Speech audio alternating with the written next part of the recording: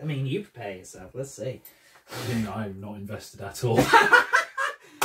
And that was my guess. Hello and welcome back to the channel. What an exciting day. Yes. There's something really cool about doing a big discography. Yeah. The listening can be quite intensive and Time consuming. And because I started listening to this about 5 weeks ago. Yeah, I It's can't remember insane. how long it's been since I started. I checked on my playlist and it was like you added a song from the second album in like, you know, the end of what would have been February? No, March. End of March. Yeah, it's been going on in the background for a little while.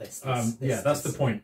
And Sam is joining me again to talk about Tom Petty and the Heartbreakers. Yep, they're here too. So we're counting 16 albums. A few things we had to clarify. We are counting the She's the One soundtrack, and we are counting the 3 solo albums, Highway Companion, Full Moon Fever, and Wildflowers. Yeah. So I went into this thinking that I didn't like Tom Petty. Yeah. Be interesting to see how that developed as we went on. If that stayed. Well, not that I ever disliked him, but I owned Wildflowers on CD, which I then at some point when Sam was getting into music, I was like, I don't have a CD player anymore. Do you want some of my CDs to borrow / have, depending on what they are? And you took them and then you listened to them. So I had Wildflowers on CD for ages, and I had listened to Full Moon Fever. And then according to Spotify, I'd also listened to Hard Promises, Down the Torpedoes, and Into the Great Wide Open, but I had no recollection of them whatsoever. So, yeah, it's been quite an interesting deep dive to do. Well, how about you? What was your familiarity? So I had listened to Full Moon Fever, Into the Great Wide Open, Wildflowers when she'd given me the CD, and Southern Accents. Those are the 4 that I knew going into it. And I knew a few of the songs beforehand, before I decided to listen. Yeah, the big singles, before I decided to listen to the albums in full. And I was definitely more of an instigator into thinking we should do Tom Petty at some I was point. intrigued as well. I was intrigued, yeah, eventually we decided to scratch that itch and dive in with a big discography. So once 16 again. albums, we may as well just get straight into it to save me Let's jump on into time. How about you go first? Okay. Because I think I've got more of an element of mystery. Yes, you definitely have. I'm Captain Predictable these days. Number 16. Number 16. Tom Petty was definitely a roller coaster. It went very high up and very far down. My number 16 is a 4, and it's Echo. Ooh. Which overall I found quite unenjoyable. And after listening, I couldn't tell you anything about it, which I think is probably the most offensive thing you could do in music, is be entirely forgettable. The reason why it sinks down below a 4 is because the sound as well was just really bad. I didn't think anything of the production, and I don't remember it at all. There were 1, 2, 3, 4, 5 songs that I saved from that. It was a long album. Yes, a very long album, and over an hour, and that dragged it down to I saved Room at the Top, Swing In, Echo, Billy the Kid, and No More. From an hour-long album, that isn't really saying much when you're because you're quite easy at adding things to playlists as well. Yeah, I'll save anything that I find remotely listenable, and that's all I got out of it. That's the lowest you've ever gone for an album that's joint with the Pretenders, isn't it? Yeah, the longest hour of the recent part of my life. Wow. Scathing. Well, I'm at the same score, but I will not be talking about Echo for quite a while. My number 16 is Mojo, which sucks. Putting it honestly, I give it a 4 out of 10, which I think was a bit generous. There are some intensely annoying songs at the start where Tom, some of these melodies, I'm just going to say this now, I've been kind of playing you a little bit. I did enjoy this. Tom Petty is not one of my favourite artists, but I had a good time with quite a few of these albums. But sometimes Tom Petty's songwriting just devolves into this like generic just crap, and this is like 50 minutes or more even, of blues rock, which is not what I want from Tom Petty and the Heartbreakers. No, it's not his best. It's a snooze fest. It's all mid-tempo. Mike Campbell makes sure that this album isn't completely without highlights, because his guitar playing is fantastic, as it always is, especially in the latter half of the discography. I felt like it was Petty's songwriting was going down and Campbell's guitar was going up. Yeah. No Reason to Cry actually resembles a song, so I like it. And then you get Don't Pull Me Over, which is just as embarrassing as you'd expect a Tom Petty take at reggae to be. Something Good Coming is also pretty good. So 2 good songs, and Mike Campbell stopped this from being one of the worst albums I've ever heard. Yeah, there's quite a few albums that are kind of in this low point, and it has been a kind of like finding the least worst. I'm not going to be talking about Mojo for a little while. No, not as far away as you think. It's just not next, right? Like the bottom 6 are all they're all at 5s now, apart from Mojo Echo. Sorry, Jeez, that's 4. That's quite rough. Yeah. Oh my god. I know, but not because they were particularly offensive, just because some of them are a little bit forgettable. Some have really good songs on them, but they're dragged down by the fact that the whole album doesn't really maintain it. You're Gonna Get It is not one of those albums. Another one that is totally gone from my recollection, especially since it's at the start of the discography. Listening to 15 albums, unless you're going to stand out, you're going to be away in my head. I did save a lot more songs though. So I think the gulf between 4 and 5 in terms of my enjoyment is quite a lot. I mean, at least it was half the length of it's 30 minutes, Echo, which is why it got dragged down to a 4. I saved When the Time Comes, You're Gonna Get It. Magnolia, Too Much Ain't Enough, I Need to Know, Listen to Her Heart, No Second Thoughts, and Restless. I think... Well, you saved the best songs at least. I did. I think 70s Petty himself... He is trying very hard to make his voice noticeable. And you know what? He doesn't really need to try. He's got a unique voice. Well, he's trying to sound like Bob Dylan a lot of the time in the 70s, which I don't know why. It doesn't come across natural at this point in his career. And so that dragged this album down. But musically, pretty good. But... not your thing. No, middling. That's why it's a 5. Again... not going to be talking about You're Going to Get It for a while. My number 15 is an album I have very, very, very similar thoughts about, though. Right. And it's Long After Dark, his 5th album. I couldn't tell you anything about this album, apart from that it is generic and bland. So my number 14... I literally have nothing to say. It's nowhere near as offensive as Mojo, because that album was painful. Long After Dark, I literally have nothing to say. It just sounds like 80s arena rock that's been done a million times. None of the songs stand out. The production's bad. But it's a 5 because the band's good. There's some good lines. Like Tom Petty, again, I'm gonna be getting positive later on, and I think he is a really good songwriter. Like some of his lyrics are fantastic. Not on this album. No. Long After Dark's number 15, 5 out of 10. Never going to think about it again in my entire life. Fair enough. Except when I'm editing this. Right. Yeah. You just got a short little span of time left with that album. My number 14 is Mojo. I agree. Starting that album, you had kind of twisted my bias a little bit, because you said I've heard one song from Mojo and it's dreadful. It was the regular one. Yeah, okay, cool. And it started and I was like, yeah, this is going to be an interesting one. For the wrong reasons. For all the wrong reasons. We'll be coming to that later. Mojo starts off musically very loud. Reminded me a lot of Playing the Angel, which is obviously an album that Tom really liked. I did not, because I found the instrumentation incredibly like overdrive. Too loud, too in your face, quite aggressive. But really, the songwriting wasn't doing anything like that. He was not making any kind of point for me. No. And there was really no point in that album existing. And so that's why it's still here and it's at a 5. We'll get positive later. Oh yeah. We've just got to get through very this. positive near the end, and quicker than the Pretenders. Yeah. Definitely better the discography than Pretenders. Yes. Number 14 for me, again, Mojo's the only album we've both named so far. Mine is The Last DJ at number 14. Right. Similar era as Mojo's 13th album. I got this as a 6, actually. Oh, I think you're jumping up to a 6 earlier than me. I got a few 6s. The production's a step down from Rick Rubin, who I really liked with Petty. He did Wildflowers, She's the One, and Echo, which I'm not really talking about for a while. But this album has some of his most embarrassing songs, like Money Becomes King and Joe. Those songs are hilariously bad.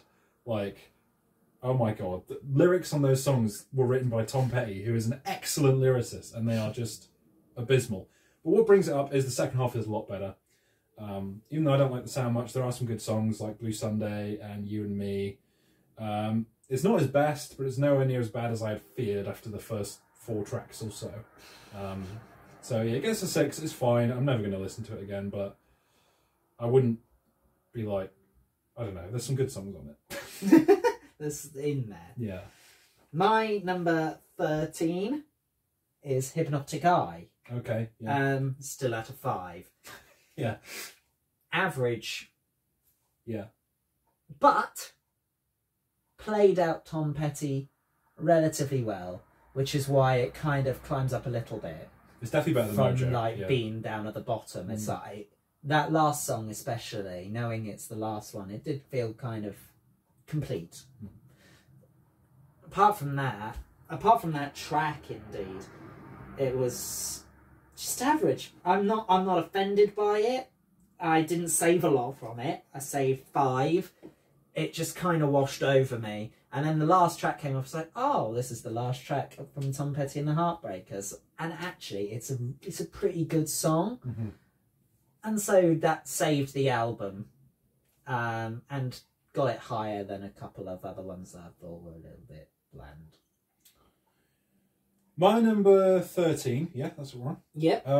All right, this is where I'm going to lose some people, including Sam. Into the Great Wide Open at number 13. Oh! Wow! It is a 6 again. I don't like Jeff Lynne's production for Tom Petty. That's where I'm at. I like Jeff Lynne's production for ELO, and I like his production for George Harrison. What? Listen to what I'm saying now. No, I'm just nervous. Jeff Lynne is the problem. It's not Tom Petty's fault. The songs are, especially in the first half of this album, pretty good. I like Learning to Fly. I like Two Gunslingers. I like The Dark of the Sun. Don't really like that title track. Yeah, I don't know. How I view Tom Petty as an artist is that he's quite sort of, I don't know what the word is. I think his strengths are at when he's sort of basic songwriting, sort of rootsy, earthy kind of sound. And you don't really get that. It's very synthetic. Not as synthetic as other albums, but I think it's a bit more dull than other albums. Especially the second half of this album, I didn't have any highlights. It was just very bland. It's fine. There are definitely some good songs.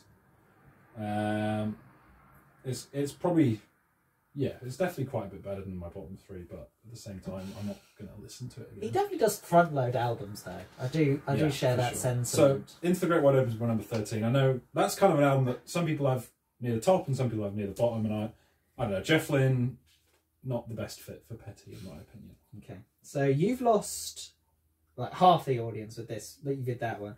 I'm going to lose the other half by putting Southern Accents at number 12, which is still a 5.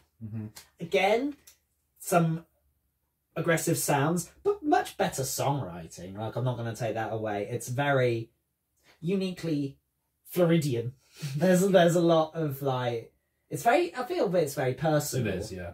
And so it gets brownie points from that. And Don't Come Around Here No More is a really great song. Otherwise, not my vibe. Didn't particularly... it's a bit all over the place, that album, It is. Maybe that in itself is quite Floridian as well. But I'm not saying anything. I only saved 4 songs, though. I saved Rebels, Don't Come Round Here No More, Southern Accents, the title track, and Mary's New Car. All those 4, they are really good. But the rest of the album... Yeah, fair enough. People might have thought you put that higher because 80s. Yes. No, it's got a very 80s sound. The 80s, it's got a very 80s sound, but yeah. Speaking of the 80s, my number 12, Let Me Up, I've Had Enough, which is considered by many people to be his worst album, which is why Sam loves it.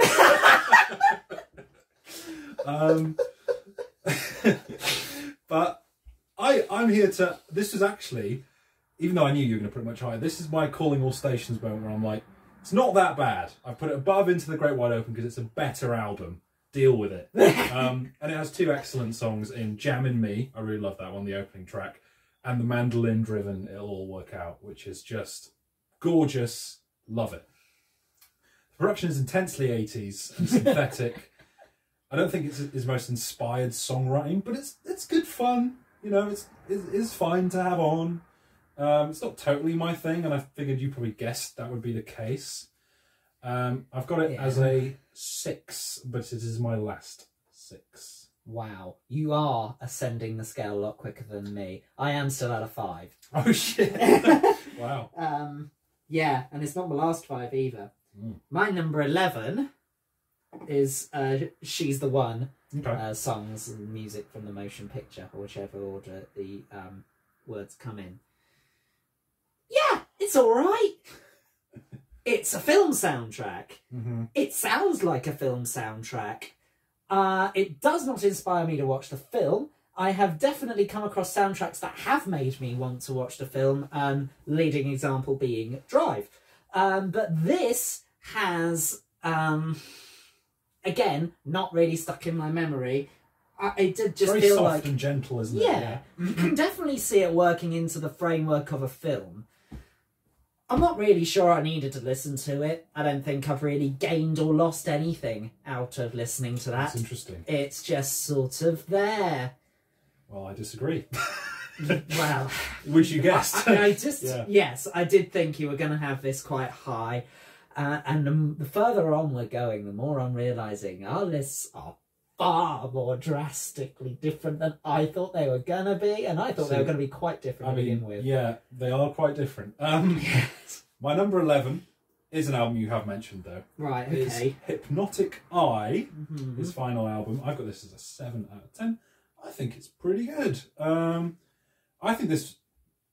I'm probably coloured... It probably would be a 6 if not for Mike Campbell. I think this is his best album as a guitarist. I think his guitar parts on it are phenomenal. I love the jazziness of Fully Grown Boy, which is a song that feels quite unique within the discography, and having a song unique within the discography after 16 albums, that's pretty impressive. All You Can Carry and Sins of My Youth are both sort of fitting tracks for a final album. It's no masterpiece, but I think it is a much better way to go out than Mojo. I'm glad, and it's also 40 minutes, so... Yeah. Sort of, well, I was definitely grateful for a shorter run, and that helped it be not last. Yeah, and I do get what you mean. I think that a lot of it is slightly forgettable, but those sort of... There are also quite a few good tracks, and I do agree the closing track's nice as well, so... Yeah, pleasant, good album, but nowhere near his best, really. Alright, cool. At least we've got some in the bottom. Then the double digits in common. We're in the top 10 now. We are. My last 5 as well. Wow. Is at number 10. Oh, God.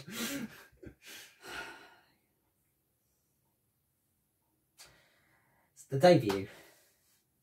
Tom Petty and the Heartbreakers. Have we? We have. I really did. That's why I paused. I was like, I'm going to upset Tom now. No, we matched up. Yeah. It's half an hour. I don't think it's the most developed, but it's a debut. I guess I thought it was going to be better because I knew American Girl going into it, and I thought, wow, that's a pretty swinging track. And I stand by it. I think it's really cool. I really like American Girl. I wouldn't say it was forgettable, but it is... It's very much, I couldn't really tell you a particular song apart from American Girl. It kind of bleeds into one, but it's not in the same way that Spirit of Eden bleeds into one, where it all feels like one song and everything is so important. It just feels like they play one song, then they play another song. That sounds very similar. Yeah, really. I mean, there's not much differentiating them, apart from American Girl, which I still think is... And that's carried cool. on. Yes, and that's, it's got it up there, and that's why we're at the high level 5 instead of the middling, I don't really care about you 5. Yeah, it's my number 10. It's a 7. I agree with a lot of what you said, even though we're 2 scores apart. I guess it just comes around to I quite like the sound. I think it's quite scrappy. It's quite loose. It's quite sort of rowdy. But I like that about it. It's got a sort of youthful energy that I really enjoy. And as a full listen, I think it's pretty fun. But you're right, as soon as it ends, you're like, yeah, American Girl was a banger. What were the other songs? Yeah. So that's kind of why it's dropped down. It's a fun album. I would probably play the whole thing again sooner than I would play individual tracks from it, which kind of speaks to the album. But again, I don't think that's because it's so well sequenced or anything. No. It's just that it's got a sound and it's short and it's fun and it's energetic. That's it's very rudimentary for is that a word, rudimentary? What does that mean? Rudimentary means basic. That's the word I meant. Yeah. It's very rudimentary for the band, and they would definitely be doing some more interesting things going forward. But it's a fun slice of history. Yeah, it's a great start. My number 9, not too far away from you. Yeah. It's The Last DJ, which is something quite different for Petty. It's quite slow. It feels more like what you were wanting Petty at his best to be, like more basic, more unplugged, more naturalistic. I do think The Last DJ is quite like that, and I guess after Echo I was very pleasantly surprised. A lot of really slow and sweet songs, particularly Blue Sunday, which really caught my heart. And I saved most of the tracks from that. I saved the title track, Money Becomes King, Dreamville, Like a Diamond, Lost Children, You and Me, The Man Who Loves Women, and Can't Stop the Sun. But Blue Sunday is the one that really carries that album. I really did like The Man Who Loves Women. That's fine. I'm telling you the ones I saved, not the ones I really liked. Fair enough, the one I really liked was Blue Sunday. Like we said earlier, I'm not fussy when it comes to saving things. If I think I could hypothetically listen to it again, it's going in the playlist. Because I like my playlist to be in album order, so I don't want to have to go back and add a song in later. So it's like, no regrets there. But if I don't like the song down the line, it could go. But for the time being, that's all in there. The Man Who Loves Women is a bit of a rough song. But I want the takeaway to be Blue Sunday. That's a great song. It is a great song. I mean, it's funny, because to me, The Last DJ was a letdown after I enjoyed Echo. So, my number 9, brace yourself, Sam, it's Full Moon Fever, which I had told you before that I had it as a 5 when I first listened to it. I mean, it's better now. Yeah, exactly, and it's a 7 now. It was a very old rating when I first started rating music, so I didn't really know what I was doing and what my scale was. When you would rate your music. Yeah, exactly. It's his big commercial success. The album he's probably most known for. Jeff Lynne. He's just a problem to you. Like, these robotic ELO backing vocals just don't sound good with Petty's songwriting, because he's doing these sort of heartland, heartstring ballads, and then you've just got these robot backing vocals, and you're just like, why? But that's his style, and whatever. There are some gem album tracks in this. I really like Facing the Crowd, and I really like You're So Bad. Yeah. Free Fallin' and I Went Back Down are very good songs. I'm a bit sick of both of them, and I think they are a bit, again, rudimentary, just sort of strum 4 chords and sing an anthemic chorus. Whereas I think songwriting-wise, he could do a lot better than that. Although, I'm not looking down on the songs. I think they're good songs. Just for what I want from Petty, they're not going to be making my songs list. But at least they are memorable and they're catchy, which is more than you can say for the second half of this album, because similarly to Into the Great Wide Open, just falls off a cliff for me. But the highs are so high, and the band are in great form. It's fun. There's a lot of guest appearances on here. George Harrison's on a track, I think. Right. Because they were doing Travelling Wilburys around that time. Yeah. So, I think the best songs really take it up to another level for me. I say another level, it's still a 7. First time, so the solo album has come up. Yes, indeed. I am now going to bring up another solo I think I know album. Which one this is going to be. I don't think you do. It's Wildflowers? No, that was the one I guessed. Oh. Wildflowers. Title track, great. When I first listened to it, I thought it was really good, and there are a few tracks on there that I did keep re-listening to. They've now been overplayed. Yeah. And so... That old chestnut. The rest of the album... Like, when the really good tracks that I liked have been overplayed, and the rest of the album I didn't really care that much for. I forgot how I started the sentence. It's not going to be grammatically correct anymore. But I just... The album really didn't have much strength for me anymore. Wildflowers and You Wreck Me, those are the two that I really did like. Before. You Wreck Me... It's been overplayed for me now. I'm pretty much over it. Wildflowers is a very pretty number, though. It's the Blue Sunday of the album, but it's overall a kind of sound that it's gone a little bit too back to basics for me. Especially since I got a lot more out of the Jeff Lynne era of the discography, but we'll get to them. I'm sure we will. But still at a 6. Still a pleasant album. If you're into that sort of slower sound, I definitely recommend it. So what you're saying is I'm getting my CD back? No, I'm very, very protective over my possessions, and it's mine now. But yeah. Well, is that legally binding? I mean, I don't know where it is, so if you can find it, it's yours. Good point, good point.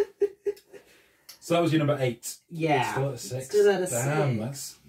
Must have been disappointing for you, this discography. The top 5 right. will climb up quite a bit. Number 8 for me is Hard Promises. Another one that I kind of hoped would be a bit higher. From 1981. Still a 7. I think it's good.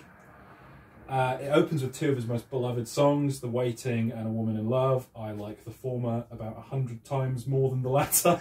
I really don't like A Woman in Love that much at all. I think it's really just cheesy, and I don't like his vocal on it. He also does a really weird vocal thing on Something Big, which I just think is not a good song.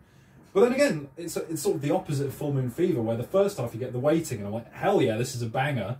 And then, when's the next one? And then the second half comes, and you get King's Road, you get Letting You Go, you get the Stevie Nicks duet, Insider. And they all elevate the album a lot. I think those songs are great. I think he has much more consistent albums, but I like the sound, and yeah, the highs are so good that it kind of propels it up the list to number 8.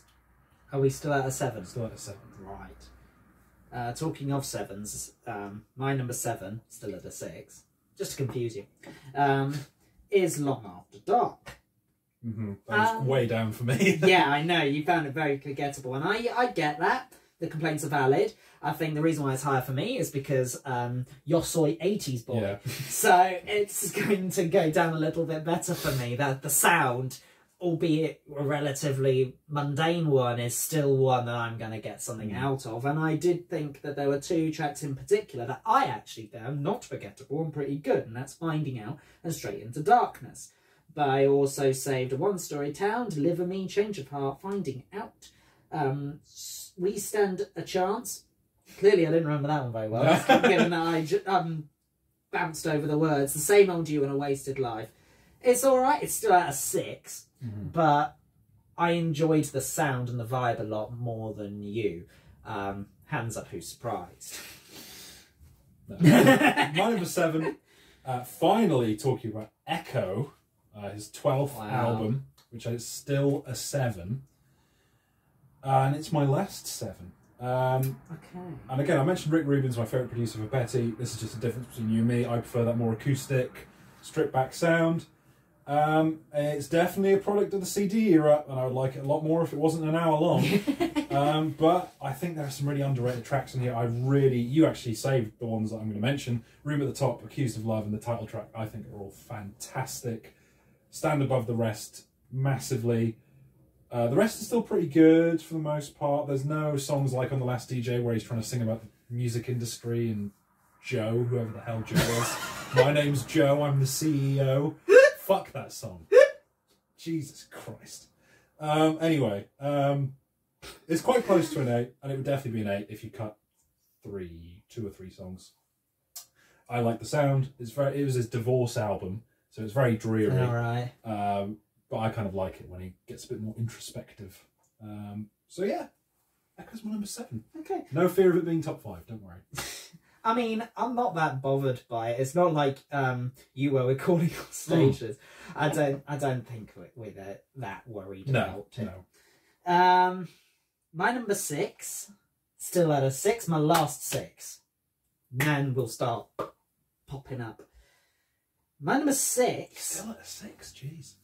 Yeah, but I think the number system is one of those things where you think it sounds worse than it is. It's just sometimes I kind of zoned in and out with Tom Petty. It's down the Torpedoes. Ah, just missing out on the top just 5. Make the 7 out of 10 range. Yeah, but we're Refugee was a pretty good song. I'm not so sure I was that keen on some of the instrumentation on it. And it kind of turned me off a little bit. But the songwriting is definitely picking up. We're at a high level 6 now. That's an album he loves, a high level 6. That's crazy. Yeah, I'm not really that tempted to come back to these albums. I think in most of these albums there are some really good songs, but overall, Tom Petty and Heartbreakers, for the most part, is not going to be an album listening experience. It's going back to the songs that matter, and Refugee is one of his classics. I do remember. I do agree. Yeah. I do remember. Refugee is a classic. I also said, Here Comes My Girl, Century City, Don't Do Me Like That, You Tell Me, I did really like You Tell Me, and Louisiana Rain. But the sound wasn't quite with it for me. I think he's definitely getting better, but the best was yet to come. And so that's why it's at a 6. And at number 6 as well. My number 6 is an 8, of course. And it is an album you have not mentioned yet. It is Highway Companion. We have synced up. Which is my favourite of the Jeff Lynne albums. Wait, no, you're at number 6. I'm at number 5. Oh, never we mind. nearly synced up. It's my favourite of the Jeff Lynne albums. Probably because this is one where he reins it in a little bit and you don't get so much of the backing vocals. Which again, that works fine for ELO. I like ELO. It's just not a fit for Tom Petty for me. So kind of the combination of Jeff Lynne being back, it being a late period album and me really not liking the opening track, I was very worried about this album. But then literally every song after the opening track I really liked. So... And then I went back, because then I thought, well, maybe I wasn't used to it. I went back to the opening track and I was like, no, still don't like it. It is a bit of an outline on the album. It's a bit more of a hard rocker. The rest of the album's very sort of muted, but fun. It's like a sort of road trip album. Yeah. It's kind of how I see it. Only gets better as it goes along. Warm, feel-good vibes. Ankle Deep is my favourite. One thing I haven't mentioned, and I will more now that we're getting into albums I like a lot, is Petty's, to me, the king of the one-liner. He has so many great one-liner lyrics, and I love She Didn't Speak for a Week, just kind of mumbled on the Ankle Deep. That's such a great line. And it's definitely an album I'll come back to as like a mood lifter. I can imagine it's a good listen in the car. Yeah. I would guess. So Highway Companion is my number 6, a pleasant surprise given my history with Jeff Lynne and Tom Petty together. It ended nicely, those two. Yeah. That was our last chance at a sync up, I've also realised. It was, yeah. Because our top 5s are going to have nothing in common. Yeah. But my number 5 is Highway Companion, and it is at a 7. I did really enjoy it. I wasn't expecting to. Well, I wasn't expecting anything out of this album, to be honest with you. I had no expectations, and they were all met. I thought that it was a very good album. Like you said, though, the opening track is quite intense and definitely doesn't fit the album. It did not set the stage at all. It is warm, it is nice, it is back to basics. To counter on the bottom of the screen for how many times I've said back to basics. It's a really nice album. It flows through. I've saved quite a lot of tracks from this. I really did enjoy it. It's a very soft, cute album. What rating? 8. Oh, no, not 8, 7. Oh, yeah. I was going to say you skipped over 7. I'm getting confused over you. No, 8. It's a 7. So, what have you put in my Coca-Cola? It's a 7. It's very nice. I really did enjoy the album. The 7's up. My top 5 are quite a bit above the bottom 11. Still, though, it's weird that I've I've ended up with higher. Maybe I'm just a nicer grader for some reason. I don't know. Yeah, maybe I've got really like anal about stuff now. I don't know. So these discographies has worn me down. My number 5 is an album you had much lower. It's You're Gonna Get It. The second album. I didn't shout it enough. I did try to, but it is an 8 out of 10. I missed my opportunity with Help, so I had to take it. We did it with Pack though, didn't we? Pack. You're gonna get it. Some people are definitely turning this video off now. Yeah, I'm glad it's not in your top 3. Yeah, well, I think it's underrated. It kind of gets forgotten, and Sam would say for good reason. But I think compared to the debut, it's a massive step up. The songwriting feels more refined and mature. It's still got that sort of loose feeling, but it's a lot less rowdy. There's still pop songs at the end of the day that are just being played in quite a sort of rambunctious manner. The singles are both on the B-side, which is a bit odd. I Need to Know and Listen to a Heart. They obviously stand out. I also like the catchy When the Time Comes, and I like Magnolia because that's kind of a precursor to stuff like Wildflowers and She's the One, 2 albums I've not mentioned. It exceeded all of my expectations. It's now my I'd love to own. I'm kind of with you. The top 5 is... I would lump Highway Companion in there as well. That's like the Tom Petty albums for me. Yeah. It's definitely worth checking out if you're a fan of power pop, 70s power pop. Obviously, Sam is not. So if you're anything like Sam, maybe not. Most of you aren't, though. Yeah. So You're Gonna Get It is my number 5. I'm not going to get it. You're gonna get it. Right. My number 4. Number 4. Number 4. It's amazing. My number 4. I know just all my top 4 are going to disappoint you one way or another. So it's just about like getting them in the right order. Yeah. My number 4 is Hard Promises. Well, you fucked it up. That was the one I placed highest. Yeah. But... Well done. Yeah. I mean, look, I Am the Maverick of the VC. Yeah.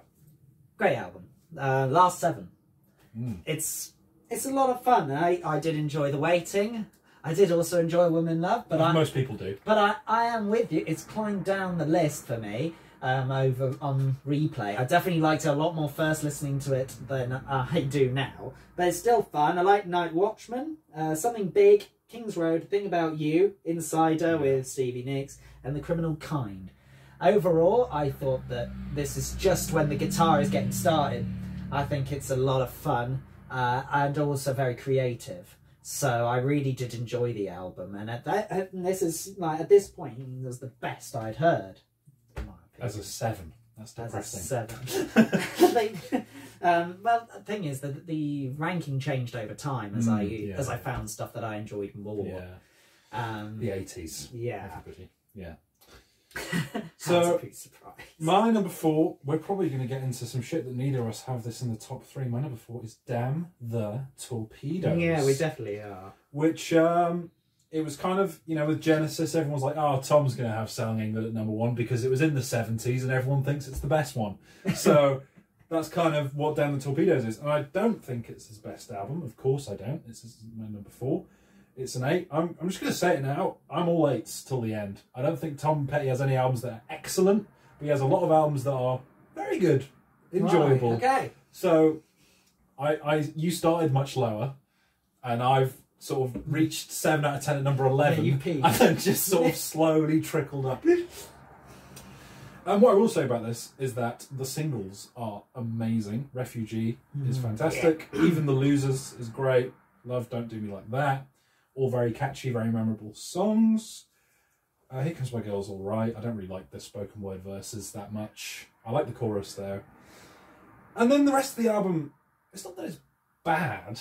It's just sort of disappointing. Because I generally think those singles are among the best songs he did in his career. Just great, great, among, I said. Great songwriting. And then the other songs on the album feel a little bit uninspired. It doesn't flow very well as an album, but I love the production. The sound is much more refined and professional than the first 2 albums. And yeah, I would definitely come back to it. I would probably enjoy You're Gonna Get It more, but Damn the Torpedoes is objectively better.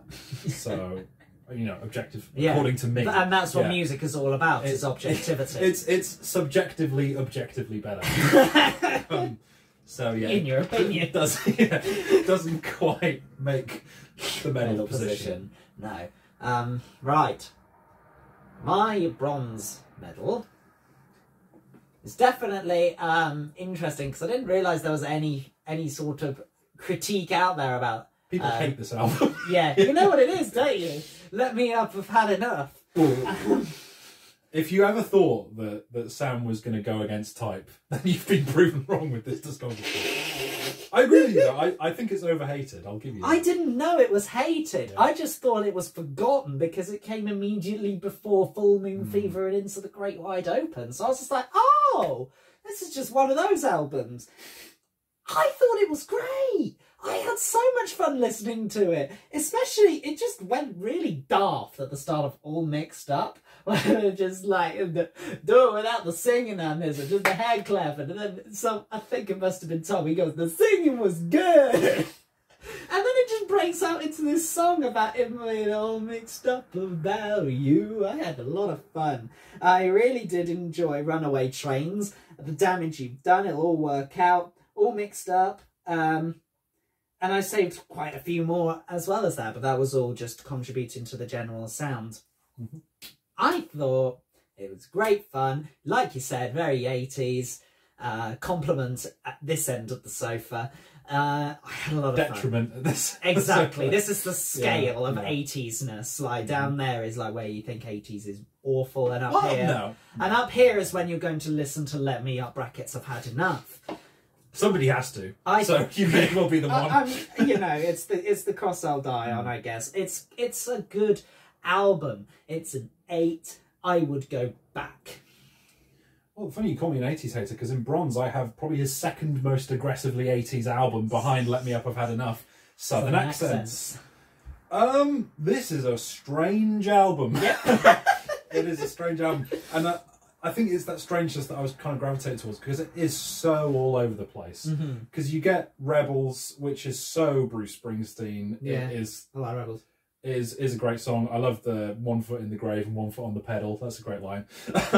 Another great Tom Petty one-liner. But then you get like slow ballads, like the title track and The Best of Everything, which are like these very, like you said, personal sort of slow songs. And then you get like pure 80s pop in Don't Come Around Here No More and Make It Better, Forget About Me. It's just so all over the place and disjointed, but it was so fun to me. It was such a great ride. And then you did have the occasional slower track, which sort of made the pacing feel a bit more sensible.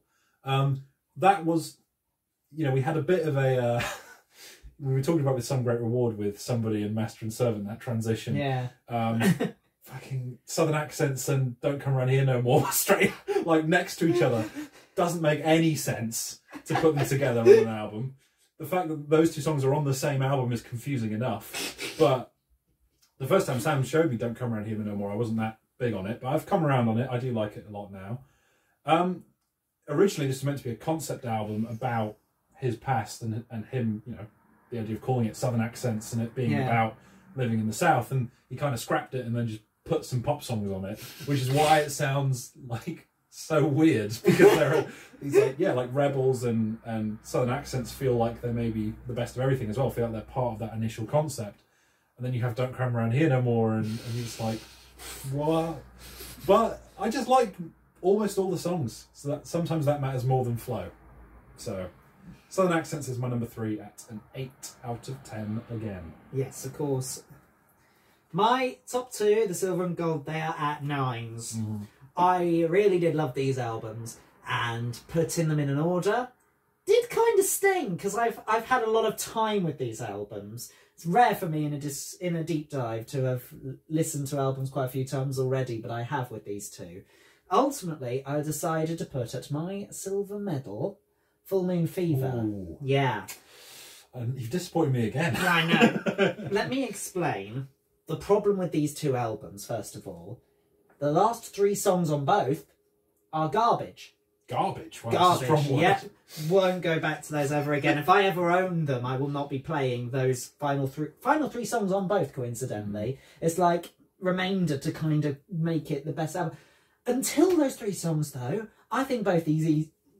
Oh, no, I'm going to turn you off. But I think until those 3 songs, both albums are perfect. And if those 3 songs weren't on each of the albums, they'd both be 10s. That's not the case, though. Yeah. That's not the case, it's not the case. It's a lot of if and but. Yeah, yeah, exactly. We're imagining a much better world. But the reason why... it's going to sound very hateful, but I'm kind of just... I love both these albums, and it's kind of me justifying why this one's not gold. I Won't Back Down is overplayed. Yeah. I don't think... It's good, don't get me wrong, but it's not that good. It's a good song, it's just... It doesn't deserve to be his most famous No. song. Yeah. But I really think that the A-side is absolute... The A-side of Full Moon Fever is fantastic. Perfection. Free Falling, As I Went Back Down, Love is a Long Road, Facing the Crown, Running Down a Dream. They're really great. And on this, it's just like, hello, CD and listeners. I've got to let them turn over the tape, whatever it says. It's like, it was like that bit that I liked in Let Me Up, I've Had Enough, when Tom's just comes on and he's just like, I'm a bit of a weird guy. I thought it was a lot of fun. I love this album, and I've played a lot of the songs from it a lot of times, and so it's really muddled up my last FM. But nonetheless, I think it's great fun. If you're into the 80s, it's fantastic. Not really sure why it's not a Tom Petty and the Heartbreakers album, given that he did just have Mike Campbell on it as well and did a lot of collaboration with him. I don't think it's really that different. What about Ben Montench? I don't know. Benmont Trench, isn't it, or something? Tench. Tench. Yeah, that is an odd name. But you know, I think it's because his real name is Benjamin Montrench, and then he's just like, I'm just gonna take that bit and be, like, it's you being called Tom Will Liams. That's what it's like. Yeah. Great album. It's a 9. Love it. Get rid of those last 3 songs, and it could be a 10. That's my feedback for the album that was released 13 years ago. My number 2 is Songs and Music from the motion picture She's the One. So apparently the mid-90s was a good time for me to be a Tom Petty fan, because my top 2 are from 1994 and 1996. So I don't have any 70s albums in my top 3, interestingly. That is curious. Again, Rick Rubin. Just think he's a great fit for Tom Petty. I like the sort of, the earthly sound. This album is, again, like Southern Accents, a bit all over the place. I guess I kind of liked when he would experiment a little bit, rather than just, here's another Tom Petty album with a bunch of Tom Petty songs and everything you expect, and they're catchy and they're cool and whatever. And I just think he was on a hot streak at this time. The highs are exceptional, which I'll get to in the songs video. But there are also some like really odd songs that I do like. You know, I don't really agree with you that it feels like a film soundtrack. I think all these are songs that stand on their own 2 feet. There's a couple of instrumentals where I'm like, okay, well, yeah, those ones, yeah, sure. But the ones with vocals, which is, you know, almost all the tracks, pretty great. Fair enough. It's a sound I like. I don't feel as passionately about it as you do as your top 2, but I'll definitely go back to it. It's a really good album, and I'm never going to watch the film. Right. My gold medal has gone into The Great Wide Open. My criticisms that I've levelled towards Full Moon Fever are valid here as well. Last 3 songs you can ditch, and I also think Into the Great Wide Open is overplayed. But still, I love it, and I think it is a far more...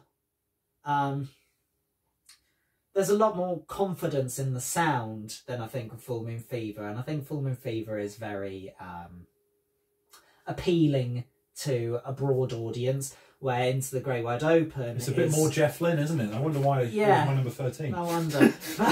Into the Great Wide Open definitely feels like a reunion album, where they're like, you know what, you didn't need to go off and do that on your own, we could do stuff. And then they kind of combine the best parts of what you did with Full Moon Fever and what the Heartbreakers are all about, and put them in an album. And that's why I think this is the peak of their career. I think that it's all part of a very like Western kind of feel. The Great Wide Open, it feels very... there's somewhat 2 gunslingers as well. Yeah. The theme throughout. And this idea of taking control of your life and kind of being in charge of your own destiny, which is ironic given that this is the band coming back together. Nonetheless, I'm really on board with the message, and I'm really on board with the songs. I love Learning to Fly. King's Highway, Integrate Wide Open, and Two Gunslingers. That's a great 4 songs in a row. Yeah. Dark of the Sun is nice, but not as good as the first 4 for me. And I really did. There are a funny triad, All or Nothing, All the Wrong Reasons, and Too Good to Be True. They're 3 songs in a row that it's kind of what you said about the sequencing. I don't think they really flow as such, because All or Nothing is him kind of ow, and then All the Wrong Reasons is him being all like this, and then Too Good to Be True is a little bit more like goey. Goey. Yeah, Goey. Technical term. Yeah, indeed. That's the sort of thing that you'll find on William Schmilliam's Knee, Tom Daniel Williams VC. I really did enjoy this album, and I think it's fabulous. It's a strong sound. Like I said, it feels confident. It feels empowered. I think it feels like a story is taking place, and there's various different chapters to it. I love it. Good for you. My number 1, which I didn't expect going in, but apparently Sam did, is Wildflowers, which I did own on CD, but what I failed to mention earlier is that I listened to it 2 or 3 times when I was a teenager, and I was like, this is a boring album. And that's part of the reason why I was happy to give it to Sam, because I was like, I don't want this. Like, I just gave it away. I always liked the title track. Yeah. But none of the album really stuck with me apart from that. And boy, did that change with this listen. In fact, the title track is not one of my favourite songs on it now. Yeah, it's sort of got the melodic songwriting. The songs are catchy, but it's got meaningful lyrics as well, and it's quite stripped down. I think these are the best lyrics of his career, in my opinion. It's emotional, but never feels mopey. It's always got some sort of defiance and drive, which I think is one of the best things about Petty, is that when he did do emotional songwriting, it was never, I'm so sad, blah, blah. It was like, yeah, you know, there's a bit of restraint to it. Yeah, he was always defiant, and he was trying to fight against that, you know. And I think there's something really admirable about it. I think the songwriting is great. There are 15 songs, which is probably why it gets dragged down from a 9, because when you've got 15 songs, the likelihood of all of them being great is quite low. Yeah. But even the songs that I don't like as much, I think Rick Rubin's production and Mike Campbell's guitar, mandolin, all the stuff he was playing added so much. There aren't even that many lesser songs. I think this is the one of all his albums where Tom Petty is the star of the album. Whereas I think a lot of the time it's like Tom Petty and the Heartbreakers, it's like a band feel. But this is where it's like, it's about him, it's his songwriting, it's his vision. And I think it's really great. And I'm glad that I rediscovered it. Nice. Still only an 8. I think it's really great, but Tom Petty's not one of my favourite artists. Right? No. He was never going to be, so... Yeah. It's quite interesting, because I assumed that Tom would hate it. And that's probably because I know you relatively well, and it turns out that you did hate what I love. I didn't hate it. I thought it was fine. I mean, you definitely didn't like my top 2 very well. I gave Film and Fever a 7. That's more than you gave almost every album. That is true. But you definitely got something out of it, so that's nice. And what you got wasn't what I got. My biggest issue I can have with Tom Petty is that, like, again, my number 11 was a 7 and my number 1 was an 8. So a lot of these albums are just like, that was good. It's just sort of move on with my day. Yeah, it's not really something it's again, like you said, maybe more of a songs artist, generally speaking, but there are exceptions to that. And I'm excited to get to the songs list because I do feel more passionately about individual songs than I do about albums. Like we said earlier, most of the albums are they're songs to take away rather than an album experience. Definitely not for me anyway near the worst discographies we've done. A glowing review. Yeah. Well, I mean, yeah, compared to what I was expecting. No, me too, because I just thought I knew the albums I really liked. I thought it was going to be Pretenders again for me. Yeah, but, I thought it'd just be 2 or 3 albums I really liked, and then the rest would be awful. But I got quite a bit out of it. What 6s? I got quite a bit out of my top 5 albums. Well, thank you very much for watching. If you're a Tom Petty fan, I'm sure you've been offended and hurt by our comments. But hey, we're honest. We're always honest.